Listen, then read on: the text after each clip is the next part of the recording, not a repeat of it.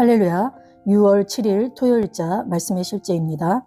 주는 것의 힘, 주는 것의 힘. 오늘의 본문은 사도행전 10장 1, 2절 말씀입니다.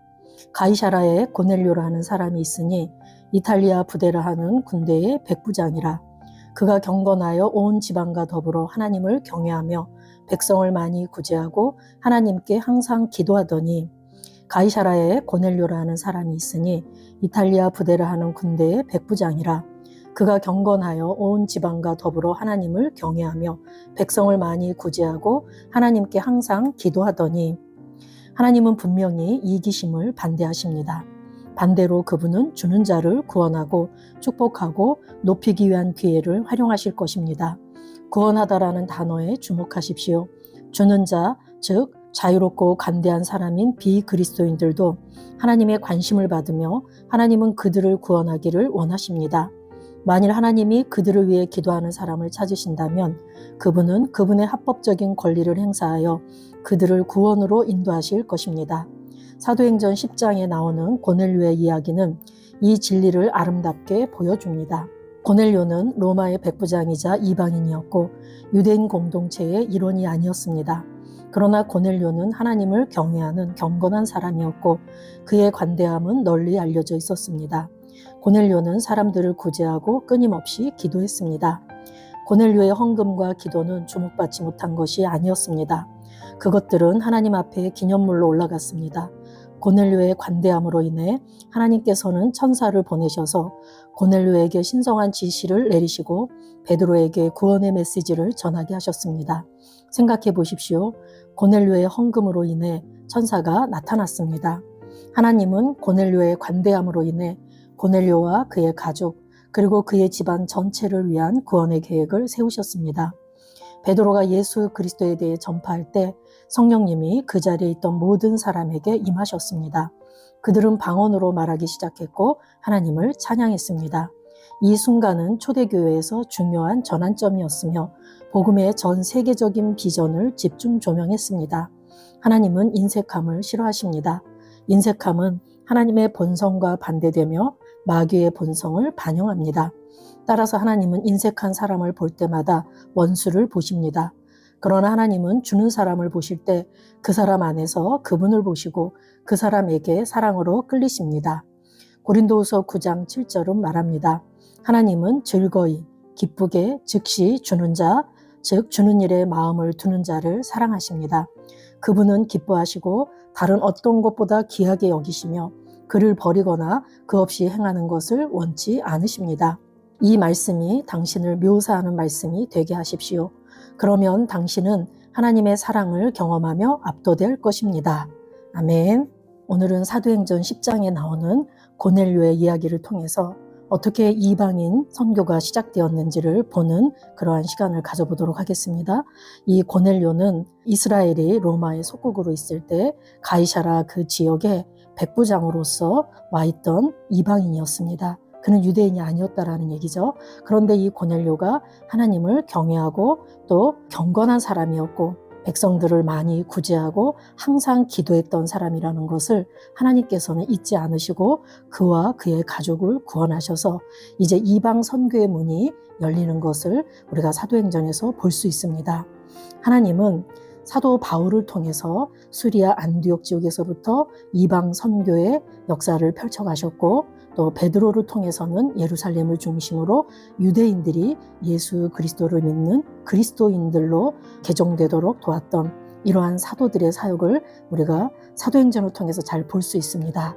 그런데 이 고넬료의 이야기를 하기 전까지는 정말 이 사도들을 통해서 예루살렘 지역에서 그 인근에 그 십자가에서 죽으시고 부활하신 예수 그리스도가 바로 그들이 기다렸던 메시아 그리스도 또한 이방인들을 구원의 길로 인도하는 분이라는 것을 전하고 또 여러 가지 초자연적인 역사를 일으키곤 했습니다. 그런데 이제 오늘 말씀에서 하나님은 믿지 않는 자들, 특히 믿지 않는 자들의 본성 속에는 마귀 사단의 본성이 들어있기 때문에 그 중심에는 이기심이 있음을 말합니다. 그 이기심이 있기 때문에 하나님은 그러한 이기심을 드러내고 또 그래서 인색하고 이런 마음을 가질 때 그것은 바로 마귀의 본성에서부터 비롯된 것이기 때문에 하나님은 그것을 좋게 보지 않으시고 또 원수처럼 보신다라고 말씀하고 있습니다. 그런데 저와 여러분이 예수를 믿고 거듭났다면 우리 안에는 하나님의 생명과 그분의 본성이 들어있는데 그 본성은 바로 이타심, 즉 사랑입니다. 그래서 어느 때나 우리가 하나님의 본성으로 어디를 가서나 우리가 사랑을 흘러보내고 사랑으로 기능할 때 우리는 정말 그분의 본성으로 기능하는 것입니다. 그런데 우리가 이기심이나 인색함으로 산다면 그것은 우리가 아니라는 것을 정확히 알아야지 될 줄로 믿습니다. 그리고 저와 여러분은 예수를 믿고 거듭났을 때 우리는 하늘에 속한 모든 신령한 복을 받은 자들인데 그 중에 특별히 우리는 부요와 형통을 생득권으로 받은 자들입니다. 저와 여러분이 하나님으로부터 이미 부요와 형통을 받은 하나님의 아들이 되었고 그 권세와 능력이 있다는 것을 안다면 우리는 주는 자로 살아갈 수 있습니다. 결국 내가 누군지를 모른다 그러면 우리가 주는 자로 살아갈 수 없다라는 얘기죠. 그럼에도 불구하고 이방인이었던 이 고넬료가 구제하고 기도하고 다른 사람들을 사랑하고 그렇게 이타심으로 살아갔던 것을 하나님은 잘 보시고 그와 그의 가족을 구원해 주신 사건을 오늘 말하고 있습니다. 고넬료의 가정에 하나님께서 천사를 보내셨고 그리고 그 천사를 통해서 너의 그 기도와 구제가 하나님 앞에 상달되었고 기억하신 바가 되었다 하면서 하나님께서 그곳에 베드로 사도를 보내가지고 그 온 가족을 구원해 주셨습니다. 사실 그때까지만 해도 유대인들은 선민 사상이 가득했었고 이방인들이 구원받으리라는 것은 생각지 못했을 때였죠. 그런데 이 사도행전 10장에 이방인이었던 이 고넬료 가정에 이러한 구원의 역사가 일어난 것을 보고 하나님께서 이제 이방인에게도 생명을 얻는 회개를 주셨구나라고 이제 모든 사람들이 그것을 깨우치게 되었고 오늘 말씀처럼 교회의 중요한 전환점이 되었으며 이 복음이 전 세계로 뻗어나갈 수 있는 그러한 계기가 되었습니다. 베드로가 그 가정에 가서 복음을 전하고 예수 그리스도가 누구인지를 말했을 때 그곳에 성령이 말씀 듣는 모든 사람에게 내려와서 성령 부어주심을 그때 유대인들이 다 보고 놀랬다고 그러죠.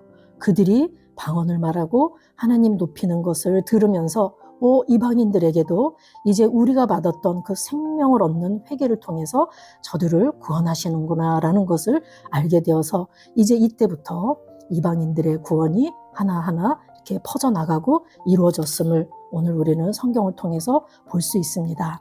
여기 또 보면은 하나님은 인색함을 싫어하십니다. 그러면서 하나님은 인색한 사람을 볼 때마다 원수로 보신다 그랬습니다.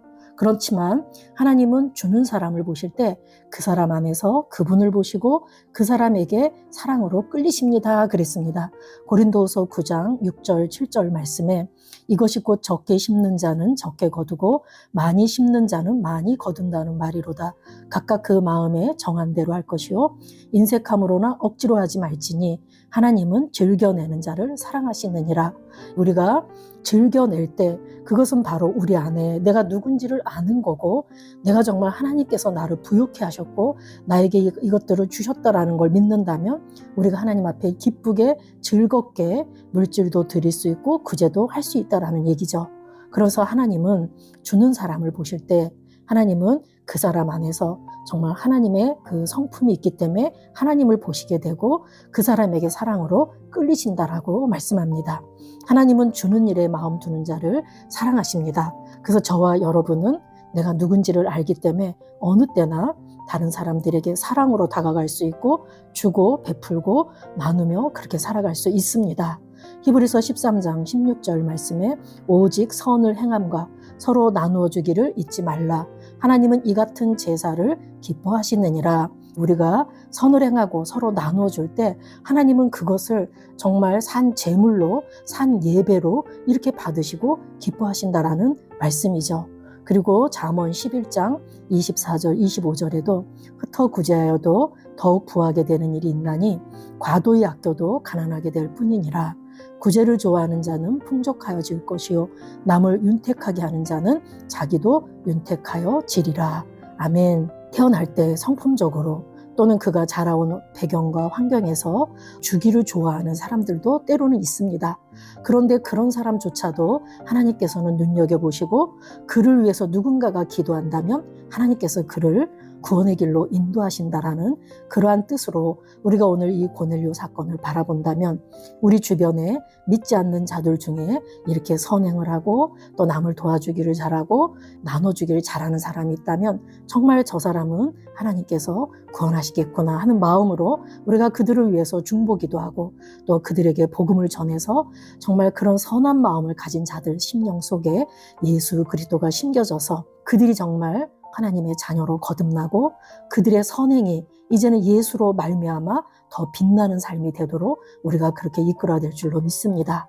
그러하다면 이제 예수를 믿는 우리들 또한 우리 안에 그분이 주신 생명과 본성이 있기 때문에 우리는 어느 때나 사랑으로 기능하고 그래서 나눠주고 꾸어주며 흩어 구제하면서 하나님께 영광 돌리는 그러한 삶을 우리는 충분히 살아낼 수 있습니다. 우리가 어제 말씀에서 주님 그럴 때 그 주님의 뜻 가운데 양식 제공자라는 뜻이 있다고 잘 배우셨습니다. 주님은 우리의 모든 필요를 채우시고 우리의 모든 쓸 것을 공급하시는 분이십니다. 그렇기 때문에 주는 것의 힘을 알고 저와 여러분이 있는 것들을 보실 때 아, 나는 주는 자구나 라고 인식하고 그렇게 내 삶에 있는 걸 바라볼 때 우리는 정말 줄 것이 많다라는 것을 알게 됩니다. 물질뿐만이 아니라 그를 사랑으로 표현으로 할 수도 있고 그를 위해 중보기도 할 수도 있고 우리는 정말 줄 것이 많은 자라는 것을 믿고 우리는 하루하루 주님 뜻 안에서 기쁘고 감사하게 그렇게 살아가야 될 줄로 믿습니다. 아멘. 우리 고백 2번 하시겠습니다. 나는 기쁘게 주는 자이며 나의 나눔을 통해 하나님의 신성한 목적에 나를 맞추고 그분의 풍성한 은혜를 경험합니다. 나는 초자연적인 축복, 호의, 증가 가운데 기능합니다. 나를 이 세상의 축복의 통로로 삼으신 주님께 감사드립니다. 예수 이름으로 기도합니다. 아멘. 나는 기쁘게 주는 자이며 나의 나눔을 통해 하나님의 신성한 목적에 나를 맞추고 그분의 풍성한 은혜를 경험합니다. 나는 초자연적인 축복, 호의, 증가 가운데 기능합니다. 나는 나를 내 세상의 축복의 통로로 삼으신 주님께 감사드립니다. 예수 이름으로 기도합니다. 아멘.